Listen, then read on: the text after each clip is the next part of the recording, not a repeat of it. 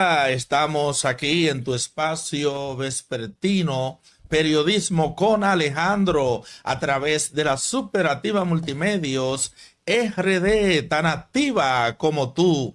Bien, nosotros vamos a entrar en lleno en lo que tiene que ver la política nacional y otros temas de vital importancia que tenemos en carpeta. Y para ello nosotros contamos con la grata compañía de una persona muy informada y nos referimos al dirigente PRMista aquí en el municipio de Jaina y aludo al doctor Julio Ramírez. Julio, bienvenido a la programación. Encantado de tenerle por aquí una vez más. Creo que es la segunda ocasión que viene a este Sí, espacio. Alejandro, sí, la segunda ocasión. Y tuvimos otro que no era Alejandro propiamente, pero sí hemos estado 3 veces. Pero el programa tuyo, esta es la segunda ocasión y muchas gracias nueva vez. Y aquí en Superactiva, que para mí es, yo me siento parte de esta familia de Superactiva. Tito y yo siempre juntos, incluso el que yo entiendo, no le han dado ese título, pero en el año 2016 ya nosotros hacíamos programas de panel en lo que era diálogo virtual desde la oficina de nosotros de abogacía, Miguel Feliciano y Julio Ramírez con diálogo virtual, y yo entiendo que nadie tiene una constancia de que en el año 2016 estuviese haciendo trabajo de televisión digital de opinión. Y yo creo que somos pioneros, entonces tenemos algo en común muy importante en la historia de Jaime. Yo aquí me siento en casa. Bien, es la realidad, la superativa. Somos una familia todo. Y el objetivo es, Julio, que pueda sentirse, como usted lo señaló, como en casa, que se sienta confortable, no solamente en la programación, sino también en la plataforma que constituye la Superativa Multimedios RD. Bien, Julio, ¿qué tenemos nosotros en el aspecto político? Referente a lo que es la ley Mordaza, se le pudiera llamar ley Mordaza a esa nueva promulgación de lo que es el Código Penal. Es Bueno, una ley Mordaza. 7425 es la ley general, Código Penal. Ahora los artículos son los 2 y pico, 200 y pico. Y la gente le ha llamado ley Mordaza, pero en realidad lo que es un artículo, par de artículos que tenían una serie de identificaciones de lo que es el delito de difamación e injuria que estaba y está en todos los códigos penales, pero entonces le daba una cierta posibilidad de, tú sabes que el faro de la prueba en derecho es fundamental, entonces cuando uno fuese funcionario en el viejo dictado que estaba en lo que es el artículo, pues el solo hecho de ser funcionario te daba entonces de que tú no tenías que probar la difamación, el solo hecho de serlo, entonces te daba el fardo de la prueba, te beneficiaba y eso podía constituirse entonces que la gente no pudiese hablar y ciertamente se le llamó entonces ley Mordaza, que en realidad es un artículo que tenía una autocensura, es lo que uno podría decir, o podía provocar la autocensura. Y sí, ciertamente yo creo que esa era un exceso. Ahora, cuando dicen que el Código Penal, no, el Código Penal no resistía más. El Código Penal es un articulado que tiene más de 30 años discutiéndose. Y recuerdo incluso que se parió la ley 550-2014, pero entonces se declaró inconstitucional por una situación de forma, pero la gran discusión y lo que ha mantenido el código que no se resolvía de ninguna manera eran las famosas 3 causales. Entonces eso se sacó del código y entonces se logró que tengamos entonces el Código Penal. Y es importante que el Código Penal llegase final término a la aplicación porque estamos hablando de 71 nuevos delitos vinculados a la tecnología que antes no estaban en un código que era de 1884. Es decir, teníamos que aprobar el código. Incluso veo que son hasta en medios no comprensivos con algunos legisladores que dicen, no, pero tú te opusiste y entonces no votaste por el código, pero ahora estás votando por la modificación y en aquella ocasión te opusiste y como que tú te ponías la mordaza. No, no, no. Lo que pasa es que al código penal nadie se opone. Julio, pero en sí existe artículos que promueven una ley Mordaza que protege a funcionarios, a ex funcionario para que no se le diga ningún tipo de acusación, aunque hayan incurrido en actos de corruptivos. corrupción. Existe. Existía, porque ya fue modificado antes del día 3 de Pero, agosto, ya promulgado por el presidente y ya esa modificación es parte del código. pero dicen, Julio, que esa modificación no fue como se acordó hacerla, sino que se redujo la condena de años por difamación, por injuria. Bueno, esa era otra parte que se solicitaba, de que la difamación e injuria casi siempre ha sido una institución jurídica cuyas penas son bajitas, porque a veces uno en el calor de una discusión dice cualquier cosa. Lo que sí es una discusión que fue importante y es importante y no se modificó, por ejemplo, los abogados tienen inmunidad parlamentaria cuando están en juicio y sin embargo eso no se modificó. Hay ahora sanciones para los abogados si dicen palabras que considera el juez de ultraje, pues entonces podían provocar una situación. Ahí hay una mordaza, pero para los abogados en ejercicio, pero ciertamente eso se maneja muy Y bien. para los comunicadores, Los comunicadores no, porque fue la gran discusión. Eso fue lo que provocó la salida a la Plaza de la Bandera, donde el Piro se hizo muy famoso y se quitó esa parte del articulado, que el fardo de la prueba, si usted era funcionario, se lo quitaba al funcionario. O sea, el funcionario solo tenía que decir, usted me dijo ladrón, usted tiene que probar que no me dijo. Si hubiese sido como está ahora, por ejemplo, si yo digo que tú me dijiste ladrón, tengo que probarlo. Antes no. Antes yo lo decía y ya tú tenías que pero probarlo. dice el Piro que en la reunión que sostuvieron el presidente, algunos funcionarios gubernamentales, también estuvo Santiago Matías. El Ujú. Piro está diciendo por ahí que los engañaron, que no se reformaron los artículos como ellos acordaron en esa reunión. Entonces, ¿por qué el Piro tiene que traer eso a colación si ya se ha hecho una supuesta reforma de lo consensuado en esa reunión?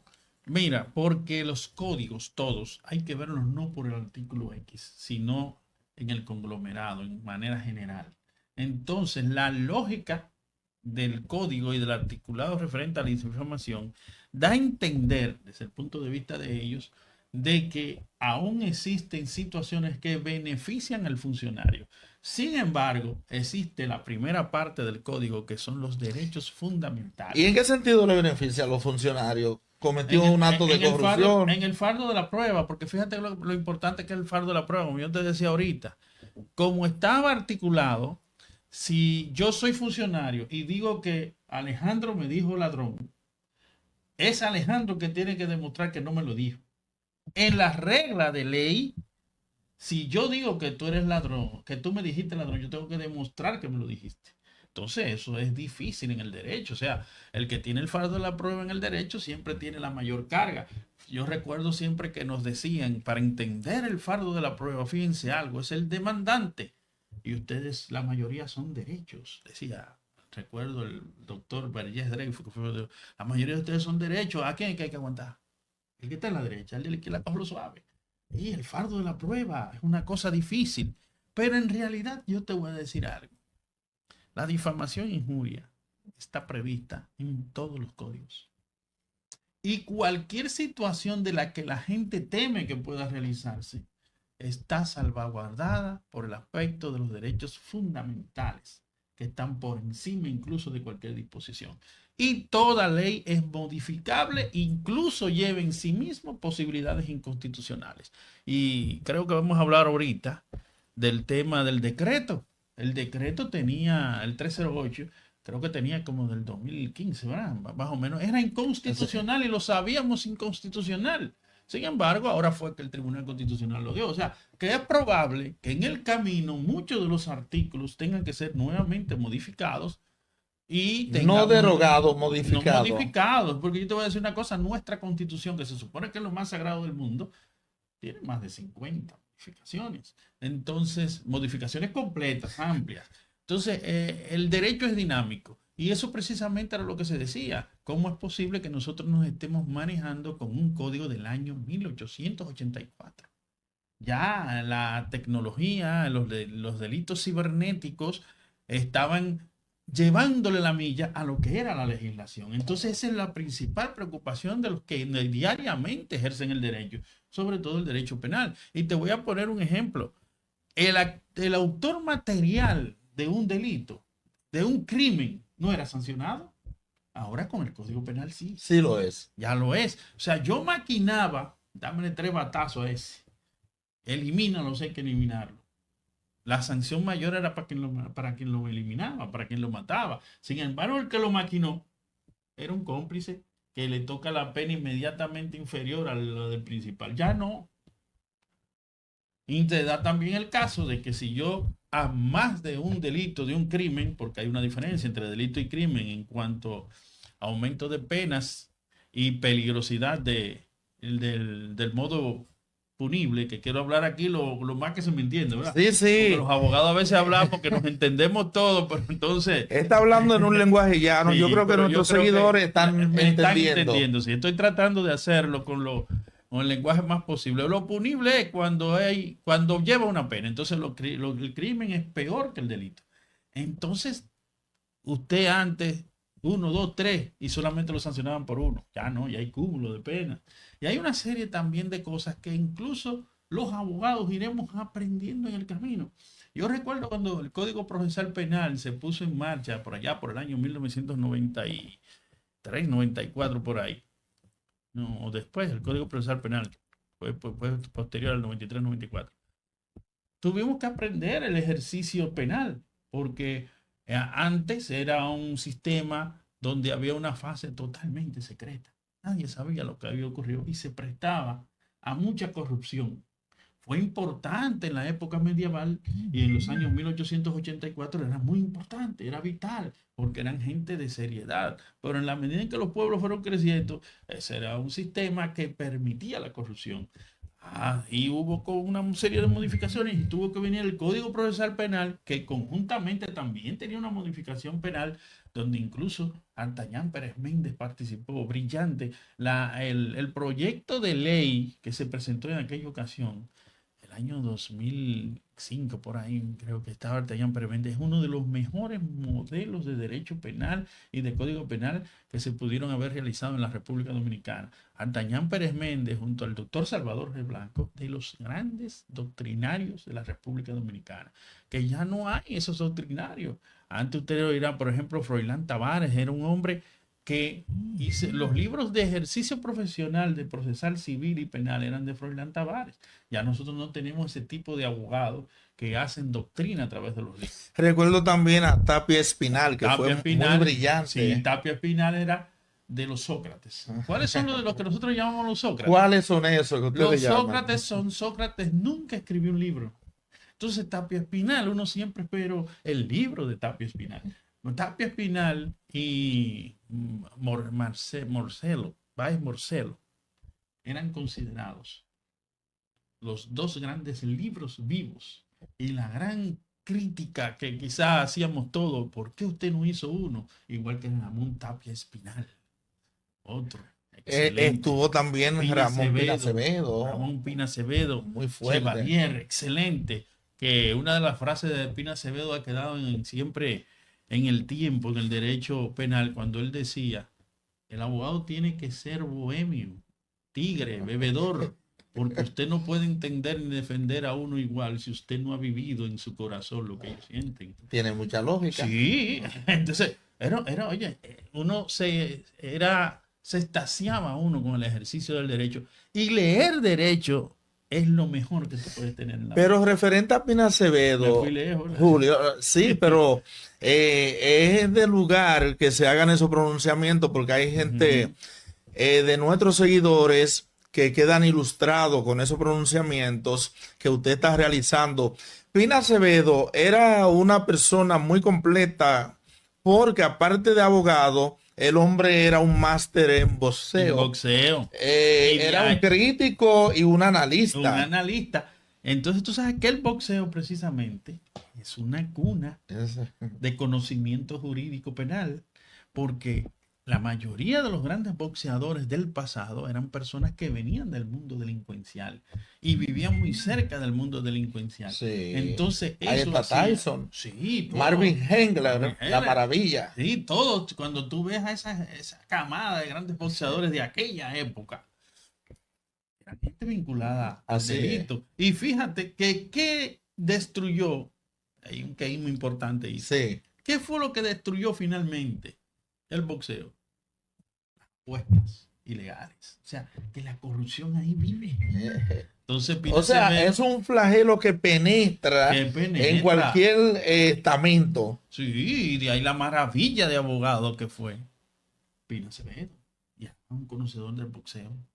Y no solo del boxeo. Pero aparte de eso, el hombre era sincero, decía que era trujillista. Sí, porque era familia de Trujillo. Y tenía una foto del jefe. No, en su oficina. él era primo de Trujillo. A través de los Chevalier. Era Pina de Trujillo, Pina Acevedo. Y óyeme, y tú ibas a su oficina, porque también esa era otra, era un abogado, eran abogados abiertos, que le gustaba que la gente le hicieran preguntas y ellos hablaran. Por ahí anda Euclides Gutiérrez Félix. Euclides Gutiérrez, que es de la escuela de él. Sí, Sí. de esa línea. Y el hijo de Pina Acevedo, Tapia. No, Tapia no, ¿cómo se llama? Este muchacho que fue Pina Toribio, Toribio, que fue consultor jurídico. excelente consultor jurídico y de una calidad extraordinaria. Yo creo que con toda esa gran calidad, al padre no se le paraba. Era excelente, o sea, pero uno venir y conocerte, que es una familia de esa categoría, y está entonces un hijo adoptivo de ellos, Marino El Seville, otro gran abogado penalista. Oye, yo no soy tan viejo, la gente va a creer, oye, pero Julito es viejo. No, lo que pasa es que Julio lee mucho. No, y me gusta. No es la edad, es la lectura. No, y te voy a decir algo, más que la lectura es también las lecturas, porque la lectura vino de mi padre. Mi padre Sí. era un extraordinario y mi padre era amigo de esa gente. Pina y mi papá, muy buenos amigos. Es más, Pina Acevedo, que era el abogado de mi abuelo. Julio, y referente a lo que es el cúmulo de pena, eso pudiera evitar que personas incurran en delitos, que piensen antes de hacerlo, Sí, que se cohíban. porque tú podrías llegar a tener una cadena perpetua sin tener la existencia de cadena perpetua en la República Dominicana dentro del código. Denos una explicadita sobre el eso. cúmulo de pena que, por ejemplo, una persona que se dedica al tráfico de drogas es atrapado. Sí. Y se establece que por tráfico de drogas tiene una sanción. Pero ¿qué sucede? Que en el ínterin se supo que él mandó a asesinar a alguien porque se metió con una novia de él. Vamos a suponer tentativamente una sanción de 20 años. 20 años por el asunto de drogas. Sí. Pero entonces se supo que él tenía una novia y esa novia él la mandó al amante a que lo eliminaran porque él es el único dueño de esa mujer. Son otros 20 conservadoramente, años. 20 más, van 40. 20, ya hay 40. Y si el hombre tiene 40 son 40. ya son 40. Entonces, si además de eso se sabe que él hacía negocios con la gente de Irán y le vendaba armas ilegales, un negocito extra al otro, le podría meter 20. Ay, papá, van 60. Imagínense que él tuviera 40 cuando cometió esos delitos, son 100. Sí, entonces, no hay forma de salir eso vivo. antes no existía. Si tú tenías 20, eran 20. O sea, ese código penal, Julio, cae como anillo al dedo a la comunidad. Sí. Para erradicar, ¿verdad? Delincuencia, Sí. corrupción, actos vandálicos. Cierto, pero también hay otra cosa, Alejandro, que trae muchas,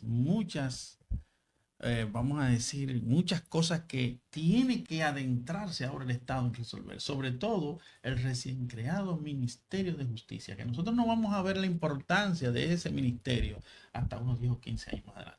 Porque el cúmulo de penas te va entonces a tener una situación especial.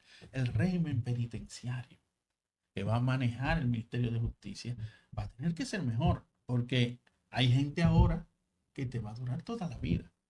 Y tú tienes que tener la garantía de que ese individuo que no tenga nada que perder, ni desde la cárcel crea una situación de que él pueda escaparse o crear delitos desde ahí dentro, que tiene que tenerse máxima seguridad con ese tipo de gente. Julio, pero será una carga para el Estado. Esa persona. Hay que sacar unos chelitos e inyectárselo Rendido. al presupuesto nacional. Exacto. Entonces, por eso el Ministerio de Justicia tiene que manejar eso, que es toda la parte administrativa que hoy tiene la Procuraduría General de la República, se le va a dar entonces a ese ministerio, que también es una dualidad importante que en la mayoría de los países suramericanos, que es donde uno se nutre, el principal doctrina del derecho está con los argentinos, los bolivianos escriben mucho, los peruanos escriben mucho de derecho, y eso es lo que hace la doctrina, que no es más que como hacemos nosotros aquí en los medios de comunicación, hablamos de algo hasta que eso se hace conciencia ciudadana. Así es. Entonces, esa gente escribe de derecho, porque yo te voy a decir una cosa, en la República Dominicana no leemos tanto, pero tú vas a Perú o a Colombia, que es el que uno más ha ido últimamente, y tú ves una librería en cada esquina. Como hay bancas en República Dominicana, en esos países... Oiga la diferencia. Sí, y lo digo con toda la mala fe de que aquí nosotros procuramos más la banca que una librería. Tú vas a Bogotá y te fijas, hay una librería en cualquier esquina, pero en cada plaza grande, porque las plazas grandes también, que esa es otra cosa. No hay plazas chiquitas de que con una glorieta, no son abiertas porque ahí que se hacen los grandes eventos, porque la gente se concentra ahí. Tú nunca estás atosigando las calles no se atosigan. Las grandes manifestaciones se hacen en las grandes plazas, y para eso tú tienes que tener una plaza segura y que puedan ir y que tenga el modelo que permitan que se hagan. ¿Y por qué estos países tercermundistas como República Dominicana toman las calles para protestas? Porque somos islas. Y ahora, pero eso es un desorden. El YouTube acabó esas islas. Porque cuando a ti te decían, por ejemplo, las maravillas que se vivían, o por ejemplo, te voy a decir algo. Sí. El YouTube ha acabado. Antes a nosotros nos decían, Puerto Rico, ¿y para qué yo voy a ir a Puerto Rico? Si Puerto Rico debe ser igual que la República Dominicana. El que lograba ir, veía, no son iguales. Es diferente. Son muy parecidos, pero no son diferente. Iguales. Entonces, debido a la cercanía entre Puerto Rico y República Dominicana, muchos youtubers de Puerto Rico le llegan aquí a República Dominicana, y tú a veces crees que vive en Puerto Rico. O en el Bronx, por ejemplo. No pasa un día que tú no encuentres un YouTube. Cuando tú pones YouTube, que es lo que más se ve, más que la televisión. Así es. Y tú pones YouTube y de una vez te sale cualquiera de los que están en Nueva York. Y tú el Bronco, es más, tú coges el avión y cuando ya, óyeme, sí, mira. Sí, pero esto me parece familiar. Como que yo he venido mucho por aquí, pero no es que has venido, es que ya lo ves. Y no es lo mismo. Y se familiariza. Exactamente, no es lo mismo cuando tú te tienes que imaginar que te dice en el libro esos grandes edificios que parecen torres que llegan al cielo. Entonces tú te lo imaginas, ¿verdad? Que llegan al cielo. Cuando tú lo ves que son parecidos a lo que está allí en la Churchill, también tú dices, pero mi país no está tan atrás. vamos casi compitiendo ahí. Sí. Bien, Julio. Escúchame a veces que yo me entiendo mucho. No, es como dije ahorita, Julio. Prácticamente esas conversaciones que se hacen extensivas son nutritivas, claro, y a la vez ilustrantes. Julio, vamos a tocar brevemente un tema internacional, y es sobre el Perú. Ya Keiko Fujimori fue prácticamente juramentada como presidenta de la República. Entonces, 18 de julio. ¿Qué pudiera esperarle a Perú, tomando en consideración el abolengo del padre de Keiko, Alberto, que fue una persona prácticamente que es lo que no se declaró dictador, pero sabemos que hubo muchos desaparecidos? Era un gobierno prácticamente autocrático con un maquillaje de democracia. ¿Qué le puede esperar a Perú con esta presidenta descendiente de Alberto Fujimori? Mira, Keiko Fujimori, quien hace historia este 28 de julio, hizo historia porque se convirtió en la primera mujer, primera dama, porque tú sabes que cuando Fujimori era el presidente, se divorció de la madre y declaró primera dama a Keiko. Que legalmente Keiko fue primera dama. Entonces es la primera dama, valga la redundancia, que llega a la presidencia. Pero ¿qué sucede con Fujimori?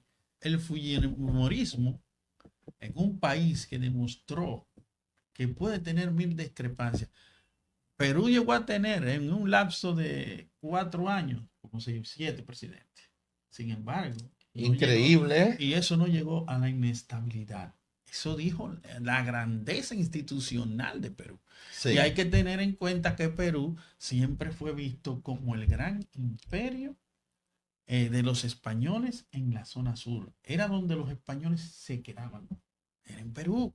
Y ahí estaba, y España luchó hasta el final. Y recuerda que la expansión enorme de la Gran Colombia, que llegó entonces a Martín desde Argentina, el objetivo principal era que no podían dejar a Perú, que eran todos españolizados, en manos del gobierno español, porque entonces se podían recomponer lo que era la ventaja para ellos, que era la fiebre amarilla. Podrían entonces adaptarse a esos nuevos soldados y entonces perder todas las colonias, convertirlas nuevamente en colonias españolas. Entonces Perú tiene una importancia y una cultura institucional en Sudamérica de primera, y lo demuestra eso. Pero con esa inestabilidad. Fujimori, esa era una inestabilidad que podía provocar serios problemas. Sin embargo, nada, sucesión sin problema. Incluso quien entrega a Fujimori a Keiko es el que era juez presidente de la Suprema Corte de Justicia, allá creo que le llaman Corte Superior de Justicia. Ese es el que le entrega firmemente Balsar, algo así. Es el que le entrega a Fujimori, para que tú veas la institucionalidad. Gobernó casi 2 años, 3 años. Un hombre que era de la Suprema Corte de Justicia. Por lo regular, cuando eso ocurre, al poco tiempo hay una revuelta. Sin embargo, Perú es el país donde la gastronomía es de primera, el país que más quiere visitar la gente en Sudamérica, un país relativamente seguro, porque como gran ciudad que es, y que son sus diferentes lugares, siempre hay el peligro de la delincuencia, pero es una maravilla también, es una maravilla. Las grandes maravillas que hay en Sudamérica están en Perú. Pero con esa inestabilidad que ha habido de presidente destituido, ¿no pudiera Keiko tener algún tipo de inconveniente? Te voy ahí, porque el gran problema de esa destitución Sí. era porque el control del Congreso, del Parlamento, lo tenía siempre el fujirismo o los Fujimori. Pero los Fujimori, porque está Keiko y el hermano, que tenían una enemistad política extraordinaria, llegaron a enfrentarse varias veces. Increíble, Entonces, políticamente. habían problemas, se juntaban los dos, y entonces los dos, y entonces formaban la mayoría, que era el grupo Fujimori. Una institucionalidad tal que, teniendo mayoría en el Congreso, el poder casi absoluto en el Congreso Nacional, que es evidente para tú lograr cualquier situación, el padre duró toda su vida preso. Y no fue hasta el final prácticamente que logró un indulto de uno de esos presidentes destituidos. Para que tú veas también otra parte de lo institucional que es Perú. Ahora, ¿qué uno entiende? El poder parlamentario está en manos de Keiko. Uno entiende que Keiko debe ser una presidenta que se estabilice en el poder y termine su periodo sin ninguna situación. Teniendo en cuenta que es un país de un nivel institucional tal que si la fiscal encontró un delito y hay que sacarla, la van a sacar aunque sea la líder. Sí, pero yo en eso, lejos de ver una estabilidad,